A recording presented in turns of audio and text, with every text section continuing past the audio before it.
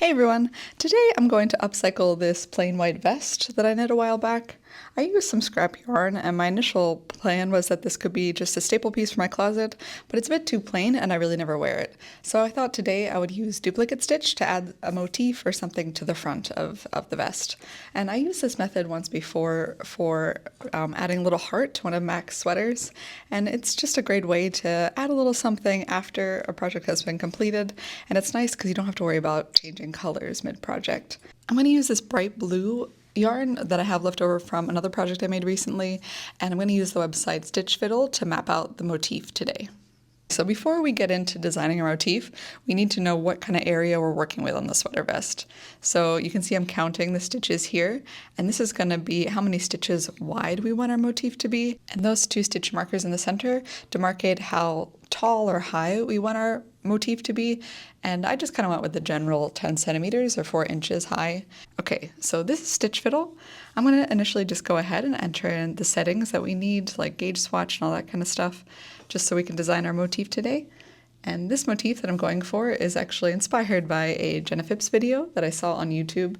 It is one of her older videos, but she was wearing a Ghani sweater vest, and for whatever reason, the I in Ghani really drew my attention, and it reminded me of the word Tschüssi, which is the German word for bye-bye. It's like a very sweet word, and this might seem a bit random, but before living in Canada, I lived in Germany for 4 years, and Tschüssi was one of my favorite words, and it's a word I miss hearing. So I thought, yeah, why not? I'll add Tschüssi to the front of this sweater vest today. Now that I have my motif design, I'm going to weave a piece of scrap yarn just above and below where I want the motif to sit. These pieces of scrap yarn are going to help me make sure my motif is straight and I don't accidentally work the duplicate stitch in a kind of crooked way. So we're ready to work our duplicate stitch, and just like the name suggests, we're literally going to work over stitches. We're going to kind of duplicate what we see. So to do that, we're going to identify the stitch that we want to duplicate. We're going to work from back to front, and we're going to insert our tapestry needle in the stitch just below the stitch that we want to duplicate, like this. And we're going to pull our yarn almost all the way through, leaving a little tail in the back to weave in later. And we're going to work then in the V, or the stitch just above the stitch we want to duplicate. And we're now going to pull our working yarn through, but we're not going to tighten it up too much. We're just trying to essentially duplicate the stitch that we see. So not too tight, not too loose, just to mirror what's below it. And I'm now going to take my tapestry needle and go back into the stitch just below the one we're trying to mirror. So it's where we initially came up and out of our work. And that is our first duplicate stitch.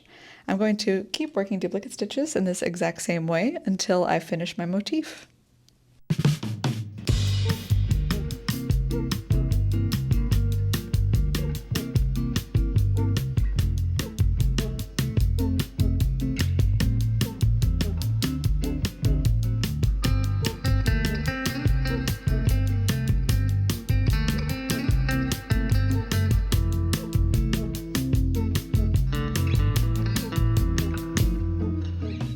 And she's done.